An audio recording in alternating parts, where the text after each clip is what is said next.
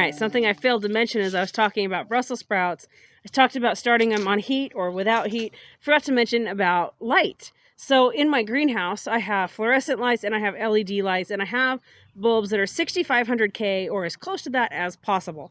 If you can get a light bulb that's 4000 at least, you're doing good. Now, if you have LED lights, they need to be about 8 to 12 inches away from your seedlings. The light from an LED is so intense, it just bothers these poor seedlings.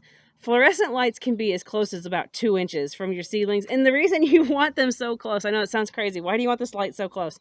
You want it close so that the plant doesn't get what's called leggy. It doesn't get extremely long and thin and it falls over. You don't want that.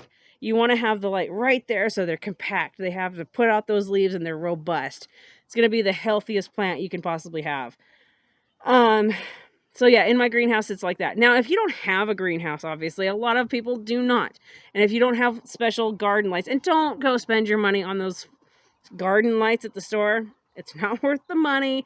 Just look in the light section for a bulb between 4 to 65. 6,000 to 65K is the ideal bulb.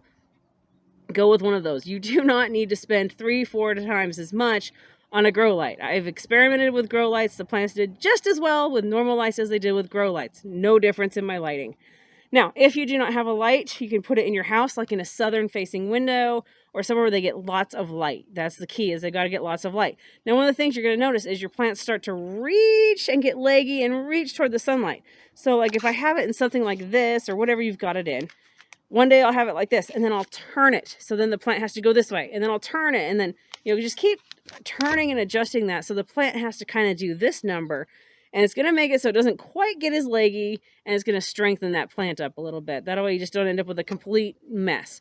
Now, something else to give yourself strong plants, give them a fan. Now, if they're outside in nature, we have natural breezes and wind. But in the greenhouse or in the house, it's dead air, right? It's not moving. So if you can get yourself a fan, let it blow across there. You don't want anything that's just going to slam them down and plaster them to the soil. You don't want that. But, something, give them a little bit of a workout, if you will, with a little bit of the breeze, and change it up the next day, or, change the direction a little bit so they don't lean. That's ideal. And then if you don't have that even, you can just take and run your hand across those seedlings and just kind of move them around. And it's going to make them have to strengthen up. It's like core training for the plant. Okay, I think that covers everything that I almost forgot.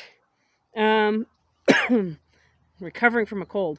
I know I mentioned chamomile tea in the 1 gallon sprayer. The reason for the chamomile tea, so one of the number one killers of seedlings is stem rot. And one of the natural ways that we can prevent stem rot is with the chamomile tea. And that's why I put it in the water for my seedlings.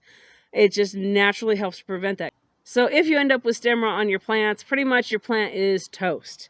They rarely ever come back from that. Even if you start treating it, you're pretty much going to have to just start over with your seedlings.